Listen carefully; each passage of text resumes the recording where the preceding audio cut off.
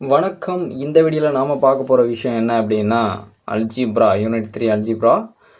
So அதில் நம்ம ஒரு டிஃப்ரெண்ட்டான கான்செப்டை பற்றி அனலைஸ் பண்ண போகிறோம். என்ன தான் அப்படி டிஃப்ரெண்ட்டான கான்செப்ட் அப்படின்னா, ஒரு தியரிட்டிக்கலில் இருக்கக்கூடிய ஒரு ப்ராப்ளத்தை எப்படி சால்வ் பண்ணுறது, அதுவும் அல்ஜிப்ரைக் சிஸ்டத்தை ஃபாலோ பண்ணிட்டு அப்படிங்கிறது தான் இங்கே மெயினான ஒரு தீம். ஒரு தியரிட்டிக்கில் இருக்கக்கூடிய விஷயத்தை நம்ம அல்ஜிப்ரைக்கு கன்வெர்ட் பண்ண போகிறோம்.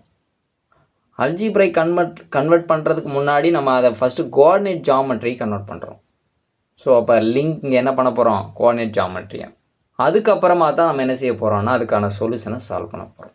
ஸோ அது என்ன அப்படிங்கிறத நம்ம எக்ஸ்ப்ளனேஷனில் பார்க்கலாம்.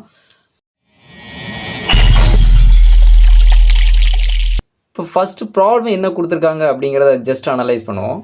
A ladder 17 feet long is landing against a wall. If the ladder, vertical wall and the floor from the bottom of the wall to the ladder form a triangle. இப்போ 3 concept சொல்லியிருக்காங்க. அந்த 3 கான்செப்டும் சேர்ந்து ஒரு ட்ரையாங்கிளை ஃபார்ம் பண்ணுமா. எதெல்லாம்? Ladder, அது சாய்ந்த நிலையில் இருக்கக்கூடிய வெர்டிக்கல் வால், அடுத்து ஃப்ளோர். இந்த 3 சேர்ந்து ஒரு ரைட் ஆங்கிள் ட்ரையாங்கிளை ஃபார்ம் பண்ணும். இப்போ கேள்வி என்ன? Find the height of the wall. இப்போ அதில் ஹெயிட் ஆஃப் த வால் என்னன்னு கண்டுபிடிக்கணும். Where the top of the ladder meet, லேடரோட டாப் வந்து வாலில் எங்கே மீட் பண்ணுதோ அதுலேருந்து ஃப்ளோர் வரைக்கும் இருக்கக்கூடிய டிஸ்டன்ஸ் தான் வாலோட டிஸ்டன்ஸ். அதுதான் அதனுடைய வாலோட டிஸ்டன்ஸ் தான் ஹெயிட்டுன்னு இங்கே சொல்கிறாங்க. சரியா?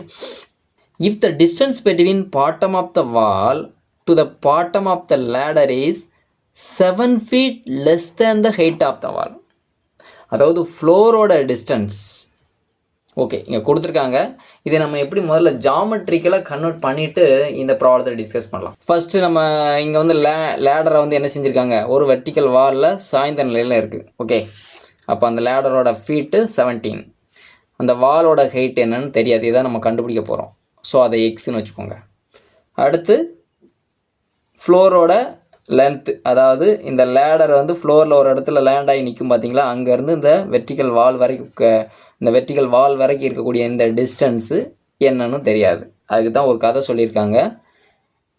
இது வந்து தெரியாது, எக்ஸ்ன்னு எடுத்துட்டோம். இதுக்கு வந்து ஒரு கதை சொல்லியிருக்காங்க. என்ன சொல்லியிருக்காங்க அப்படின்னா, the distance between bottom of the wall to the bottom of the ladder is 7 feet less than the height of the வால்.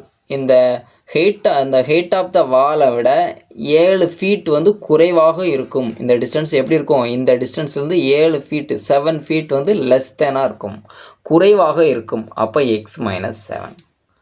அதிகமாக இருக்கும்னா நீங்கள் இந்த இடத்துல நீங்கள் என்ன பண்ணணும், எக்ஸ் ப்ளஸ் 7 எடுக்கணும். இதோட 7 feet குறைவு, அப்போ என்ன செய்யணும், எக்ஸ் மைனஸ் 7. அப்போ இது என்னன்னு தெரிஞ்சிருச்சு, இந்த சைடு என்னன்னு தெரிஞ்சிருச்சு, இது என்னன்னு தெரிஞ்சிருச்சு. இப்போ நம்ம என்ன செஞ்சிடலாம், ரைட் ஆங்கிள் ட்ரையாங்கிள் அப்படின்னு நம்ம சொன்னாலே ஆட்டோமேட்டிக்காக நம்ம இங்கே என்ன ஃபாலோ பண்ணணும், பித்தாகரஸ் தியரம். ஓகே, அதுக்கு முன்னாடி ஒரு சின்ன கான்செப்ட் இங்கே அனலைஸ் பண்ணி பார்க்கணும். இப்போ ரைட் ஆங்கிள் ட்ரையாங்கிள்னாலே இங்கே 90 டிகிரி இருக்கும், இது ரெண்டும் சேர்ந்து 90 இருக்கும். ஓகே, அப்போ நம்ம எப்போவுமே இதைத்தான் தீட்டான்னு எடுக்கணும். இது தெரிஞ்ச டிகிரி இல்லையா, 90 டிகிரி. இது தெரியாத டிகிரி. அப்போ இதைத்தான் நம்ம என்ன செய்யணும், தீட்டான்னு எடுக்கணும். அந்த தீட்டாவுக்கு இது ஆப்போசிட் சைடு, இந்த தீட்டாவுக்கு இது அட்ஜசன்ட் சைடு. இந்த லென்த்தான பகுதி தான் ஹைப்போடெனியஸ் அப்படின்னு சொல்லுவோம். புரியுது இல்லையா? Right. By the Pythagoras theorem என்ன சொல்லணும், hypotenuse square is equal to opposite side the whole square plus adjacent side the whole square. ஹைப்போடெனியஸ்ங்கிறது ஏசி, ஆப்போசிட் சைடுங்கிறது ஏபி. அந்த டயக்ராம் பார்த்தீங்கன்னா தெரியும். அட்ஜசன்ட் சைடுங்கிறது பிசி. எல்லாமே ஸ்கொயர் பண்ணியாச்சு. ஏசிங்கிறது லேடர் வந்து 17 feet, அப்போ 17 ஸ்கொயர். ஏபிங்கிறது வால் வந்து என்னென்னு எடுத்துருக்கோம், எக்ஸ், அப்போ எக்ஸ் ஸ்கொயர். பிசிங்கிறது அந்த ஃப்ளோரோட லென்த்து, அது வந்து எக்ஸ் மைனஸ் 7. நம்ம ஏற்கனவே அந்த டயக்ராமில் சொன்னோம் பார்த்தீங்களா, அதுங்க நம்ம பார்க்கணும். இது சிம்பிளிஃபை பண்ணுங்கள். 17 ஸ்கொயருங்கிற 289, இதை வந்து A minus B the whole ஸ்கொயரில் இருக்குது, அதை எக்ஸ்பேண்ட் பண்ணிக்கங்க. A square minus 2ab plus B square. இதை சிம்பிளிஃபை பண்ணிக்கோங்க. இந்த 289 ரைட் சைடு கொண்டு போயிருங்க, அப்போது இந்த பக்கம் 0 ஆகிடும். அதை தான் நான் ரொட்டேட் பண்ணியிருக்கேன். இவங்க மைனஸ் ஆகிடுமா, இதுங்க வந்துருச்சுன்னா, அப்போ இந்த ரெண்டோட டிஃப்ரென்ஸ் பார்த்தீங்கன்னா -240.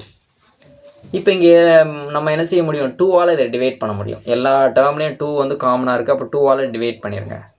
இப்போ 2ஆல் டிவைட் பண்ணுங்கள். எக்ஸ் ஸ்கொயர் இங்கே 7, இங்கே வந்து 24 240. அப்போ 2ஆல் டிவைட் பண்ணால் -120. இது 2 மெத்தடில் சால்வ் பண்ணலாம். ஒன்று ஃபார்முலா, இன்னொன்று ஃபேக்டரைசேஷன். நம்ம இது வரைக்கும் ஃபேக்டரைசேஷன் பார்த்துக்கிட்டு இருக்கோம். ஆக்சுவலாக ஃபார்முலா யூஸ் பண்ணுறதும் நல்ல விஷயந்தான். இப்போ நம்ம என்ன செய்கிறோம் அப்படின்னா, இப்போ நமக்கு சிம்பிளிஃபிகேஷனுக்கு அப்புறமா இந்த மாதிரி ஒரு குவாட்ரடிக் ஈக்குவேஷன் இருக்கு இல்லையா? அப்போ எக்ஸ் ஸ்கொயரோட கோஎஃபிஷியன்ட் 1 இருக்குது. அப்போ அந்த 1ஐயும் இந்த கான்ஸ்டன்ட்டையும் மல்டிப்ளை பண்ணால் நமக்கு என்ன கிடைக்கும்? -120. அப்போ -120யோட ஃபேக்டரை ஒன்றா செக் பண்ணிகிட்டே வரணும். இப்போ கான்செப்ட் படி மல்டிப்ளை, அதனுடைய ஃபேக்டர் வந்து எப்படி இருக்கணும்? மல்டிப்ளை பண்ணும்போது மைனஸ் வரணும். அப்போது இங்கே ஃபேக்டரில் ஏதோ ஒரு டேர்மில் மைனஸ் அப்ளை பண்ண வேண்டும். அந்த ஒரு டேர்ம் எதுங்கிறத மிடில் டேர்ம் தீர்மானிக்கும். மிடில் டேர்ம் வந்து என்ன வரணும்? ஆட் பண்ணும்போது நெகட்டிவ் வரணும். அப்போ ஆட் பண்ணும்போது நெகட்டிவ் வரணும்னா நாம் இங்கே கொடுக்கக்கூடிய நெகட்டிவ் கிரேட்டஸ்ட் நம்பருக்கு முன்னாடி கொடுக்க வேண்டும். அப்போ நீங்கள் என்ன செய்யணும்? ஒவ்வொரு ஃபேக்டரை அனலைஸ் பண்ணிக்கிட்டே வரணும். அப்போ அதில் எது கிரேட்டஸ்ட் டேர்மோ அதில் என்ன செய்யணும்? நெகட்டிவ் அப்ளை பண்ணி ஆட் பண்ணி பார்த்துக்கிட்டே வரணும். இப்போ இங்கே மைனஸ் கொடுங்க, -7 வருதா? இங்கே மைனஸ் கொடுங்க, -7 வருதா? இப்படி ஒன்று ஒன்றா செக் பண்ணிக்கிட்டே வாங்க. அப்போ எங்கே வருதுன்னா 8 15s are 120. நான் இதில் 2-3 டேர்ம் ஸ்கிப் பண்ணிட்டேன். நீங்கள் வரிசைக்கு வாங்க, சரியா? அப்போ 8 15s are 115 வரும்போது நான் கிரேட்டஸ்ட் நம்பருக்கு நான் நெகட்டிவ் கொடுக்குறேன். அப்போ ஆட் பண்ணும்போது -7 நமக்கு கிடைக்குது. ஓகே, இப்போ என்ன பண்ணிடலாம்? அப்போது இதுதான் நமக்கு தேவையான ஃபேக்டர். அப்போ ஃபேக்டர் எழுதும்போது கோஎஃபிஷியன்ட் எக்ஸ் ஸ்கொயரோட கோஎஃபிஷியன்ட் 1 இருந்தால் டைரெக்டாக எழுதலாம். அப்போ x + 8 x + 15 = 0. அப்போ இதை தனியாக பிரிக்கணும். x + 8 = இந்த ஒரு ஸ்டெப் ஸ்கிப் பண்ணியிருக்கேன். x + 8 = 0, x - 15 = 0. அப்போ +8 ரைட் சைடு போயிடுச்சுன்னா மைனஸாக மாறும், -15 ரைட் சைடு போயிடுச்சுன்னா ப்ளஸ்ஸாக மாறும். இப்போ எக்ஸுங்கிற நம்ம என்ன எடுத்துருக்கோம்? ஹெயிட்டுன்னு நம்ம எடுத்துருக்குறோம். ஹெயிட் ஆஃப் த வால். அப்போ ஹெயிட்டுங்கிறது லென்த்தை குறிக்குது. ஸோ அது வந்து எப்போவுமே பாசிட்டிவாக இருக்கும். ஸோ அதனால் நெகட்டிவ் வேல்யூவை நம்ம ரிஜெக்ட் பண்ணிவிடுங்க. பாசிட்டிவ் வேல்யூ ஏதோ அதை மட்டும் சூஸ் பண்ணுங்கள். அப்போ அந்த வாலோட ஹெயிட் என்னவாக இருக்கும் அப்படின்னா 15 ஃபீட்டாக இருக்கும். ஓகே, இதான் நமக்கு கேட்ட கொஸ்டின். அதுக்கான ஆன்சரை நம்ம என்ன செஞ்சிட்டோம்? நம்ம ஃபைண்ட் அவுட் பண்ணிட்டோம். அப்போ இதுலேருந்து உங்களுக்கு விஷயம் புரிஞ்சிருக்குன்னு நினைக்கிறேன். தியரிட்டிக்கலாக கொடுத்ததை நம்ம கோஆர்டினேட் ஜியாமெட்ரி கன்வெர்ட் பண்ணோம். அதுலேருந்து நம்ம என்ன பண்ணோம் அப்படின்னா அல்ஜிப்ரைக் சிஸ்டத்து மூலமாக சால்வ் பண்ணி ஆன்சர் கொண்டு வந்திருக்கோம். ஓகே, இது ஒரு ரொம்ப டிஃப்ரெண்ட்டான கான்செப்ட். நம்ம நிறைய ஃபீல்டில் இதை நம்ம ஃபாலோ பண்ணிக்கிட்டே இருக்கிறோம். ஓகே, அடுத்து exercise 3.12 first question. Exercise 3.12 first question என்ன அப்படின்னா ஒரு சிம்பிளான கொஸ்டின், எளிமையாக புரிஞ்சுக்கிறத மாதிரி இருக்கும். If the difference between a number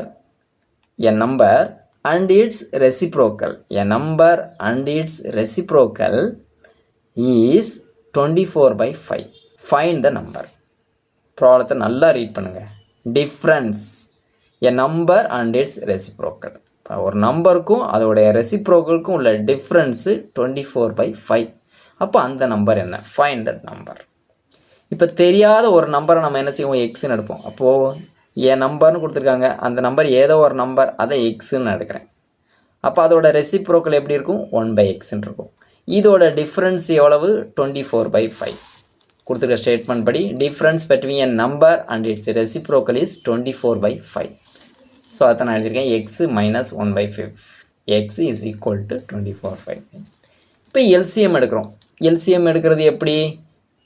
ஒரு டேர்முக்கு கீழே எதுவுமே இல்லைன்னா அங்கே 1 இருக்குதுன்னு அர்த்தம். ஸோ அப்போ இங்கே 1 இருக்குது, இங்கே எக்ஸ் இருக்குது. 1 எக்ஸ் ரெண்டுமே டிஃப்ரெண்ட் டேர்மாக இருந்தால் எல்சிஎம் எடுக்கிறது ரொம்ப சிம்பிள். அதோட ப்ராடக்ட் தான் எல்சிஎம். எடுத்துருக்கோமா? 1 × x X.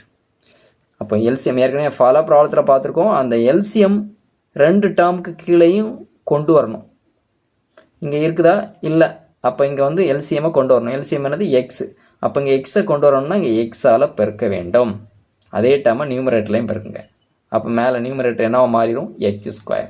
இங்கே எக்ஸ் ஆல்ரெடி இருக்குது, அதனால் மேலே இருக்க டேர்மை எந்த சேஞ்சஸும் வராது. அப்போ -1. இப்போ நம்ம என்ன பண்ணுறோம் அப்படின்னா டினாமினேட்டரில் இருக்கிறதா நியூமரேட்டர் கொண்டு போகிறோம். 2 ஈக்குவலில் இருக்கு இல்லையா? இந்த 2 டேர்மும் அப்படி இருந்துச்சுன்னா கிராஸ் மல்டிப்ளை பண்ணிக்கிடலாம். எக்ஸ் ரைட் சைடு போயிடுச்சுன்னா நியூமரேட்டர், 5 லெஃப்ட் சைடு வந்துச்சுன்னா numerator. 5 × this one, x × this one. அடுத்த ஸ்டெப் கிடச்சிருச்சா? இது சிம்பிளிஃபை பண்ணுங்கள். 5 × x², 5x². 5 × 1 -5 plus into minus 24x left side கொண்டு வந்துருங்க. அடுத்த ஸ்டெப். இப்போ நமக்கு தேவையான ஒரு குவாட்ரடிக் ஈக்குவேஷன் கிடச்சிருச்சு.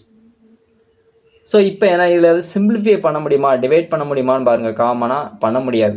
எல்லா டேர்முக்கும் காமனாக ஒரு டேர்ம் இல்லை. அப்போ நீங்கள் குவாட்ரேட்டிக் ஈக்குவேஷன் சால்வ் பண்ண ஆரம்பிச்சிடலாம். இங்கேயே நான் வந்து ஃபேக்டரைசேஷன் மெத்தட் யூஸ் பண்ணியிருக்கேன், ஃபார்முலா மெத்தட் யூஸ் பண்ணல. ஆக்சுவலாக ஃபார்முலாவும் நீங்கள் யூஸ் பண்ணிக்கிடலாம். நம்ம அடுத்த ப்ராப்ளத்துகளில் நம்ம என்ன செய்வோம், ஃபார்முலா மெத்தடை ஃபாலோ பண்ணுவோம். இப்போ இங்கே வந்து x² கோஎஃபிஷியன்ட் 5 இருக்குது. அப்போ 5ஐயும் கான்ஸ்டன்ட்டையும் மல்டிப்ளை பண்ணிவிட்டு அதுக்கான ஃபேக்டர் எடுங்கள். 5 5s are 25, plus into minus minus. அப்போ மல்டிப்ளை பண்ணும்போது -25 வர வேண்டும், ப்ளஸ் பண்ணும்போது -24 வரணும். அதுக்கான ஃபேக்டர் என்னங்கிறத சூஸ் பண்ணுவோம். முதல்ல 1லேருந்து ஸ்டார்ட் பண்ணுவோம். 1 × 25 25. மல்டிப்ளை பண்ணும்போது நெகட்டிவ் வரணும்னா ஏதோ ஒரு டேர்மில் நெகட்டிவ் கொடுக்கணும். ஆட் பண்ணும்போதும் நெகட்டிவ் வரணும்னா நாம் கொடுக்கக்கூடிய அந்த நெகட்டிவ் கிரேட்டஸ்ட் நம்பருக்கு முன்னாடி இருக்க வேண்டும். அப்போ 1 -25 -24 கிடச்சிருச்சா? இப்போ இதுக்கு அடுத்து நீங்கள் ஃபேக்டர் எதுவும் செக் பண்ணணும்னு அவசியம் இல்லை. இப்போ நீங்கள் என்ன பண்ணிடலாம், டேரெக்டாக ஃபேக்டர் எழுதக்கூடாது. ஏன்? எஸ், x² கோஎஃபிஷியன்ட் 1 இருந்தால் மட்டும்தான் டைரெக்டாக ஃபேக்டர் எழுத வேண்டும். இல்லைனா அங்கே என்ன செய்யணும், இதை அப்படியே ரீப்ளேஸ் பண்ணிவிட்டு இந்த டேர்மை பிரித்து எழுதணும். இந்த 24ஐ இப்படி உடச்சிருக்கோம், எக்ஸு -25xன்னு உடச்சிருக்கோம்.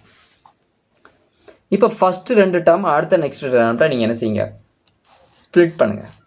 ஃபஸ்ட்டு 2 டேர்மில் எதை மேக்ஸிமம் காமனாக இருக்க முடியும்? இங்கே எக்ஸ் இருக்குது, இங்கே எக்ஸ் இருக்குது. அதில் மினிமம் பவர் எக்ஸ் வெளியில் எடுத்துருங்க. அப்போ எக்ஸை வெளியில் எடுத்துட்டா இங்கே எக்ஸை டிவைட் பண்ணுறோம்னு அர்த்தம். அப்போ இங்கே என்ன வரும், 5x வரும். இங்கே எக்ஸ் டிவைட் ஆகிட்டால் 1 ஆகிடும். எப்போவுமே இங்கே அடுத்த டேர்ம் அடுத்த பேரில் ஃபஸ்ட்டு டேர்ம் நெகட்டிவாக இருந்தால் நெகட்டிவாக தான் சூஸ் பண்ணணும். நெகட்டிவாக காமனாக எடுத்துருங்க. அடுத்து வேறு எதை வெளியில் எடுக்க முடியும், 5ஐ வெளியில் எடுக்கலாம். 5 வெளியில் எடுத்துருங்க. இப்போ -5 வெளியில் எடுத்துட்டோம்னா உள்ள டேர்ம் ப்ளஸ்ஸாக மாறும். அப்போ 25 5ஆல் டிவைட் பண்ணோம்னா 5x. மைனஸ் இருந்துச்சுன்னா மைனஸை வெளியில் எடுக்கும்போது ப்ளஸ்ஸாக மாறும். மறந்துடக்கூடாது, மைனஸை வெளியில் எடுக்கும்போது மைனஸ் ப்ளஸ்ஸாக மாறும், ப்ளஸ் மைனஸாக மாறும். ஓகே, இங்கே 2 மைனஸ் இருக்குது, அதனால் ப்ளஸ்ஸாக மாறிடுச்சு. இந்த ரெண்டையும் கம்பேர் பண்ணுங்கள். 5x + 1 is common, take out side. What's are remaining, x - 5. Okay, is equal to 0. இதை டேர்ம் ஸ்ப்ளிட் பண்ணுங்கள். This term equal to 0, this term equal to 0. அப்போ இங்கே என்ன செய்யணும், +1 ரைட் சைடு கொண்டு போங்க, -1. இங்கே -5 ரைட் சைடு கொண்டு போங்க, +5. இங்கே மல்டிப்ளிகேஷனில் இருக்கிற டேர்ம் அடுத்த பக்கம் போயிடுச்சு அப்படின்னா என்ன ஆகும், டிவைடாக மாறும். அப்போ -1/5. அப்போது அந்த நம்பர் எக்ஸுங்கிற ஏதோ ஒரு நம்பர்னு சூஸ் பண்ணோம் பார்த்தீங்களா, அந்த நம்பர் என்னவாக இருக்கலாம், 2 சான்ஸ், 1 5ஆக இருக்கும். ஓகே, ஸோ அந்த கான்செப்ட் படி நீங்கள் இது ரெண்டோட டிஃப்ரென்ஸை கண்டுபிடிச்சிங்கன்னா 24/5 வருதா அப்படிங்கிறத நீங்கள் செக் பண்ணி பாருங்கள். ஓகே, ஸோ இந்த வீடியோ உங்களுக்கு புரிஞ்சிருக்கும் நம்புகிறேன். இந்த வீடியோவில் உங்களுக்கு டவுட் இருந்துச்சுன்னா கமெண்ட் செக்ஷனில் வாங்க, அதுக்கான ஆன்சரோட நெக்ஸ்ட் வீடியோவில் சந்திக்கிறேன். நன்றி, வணக்கம்.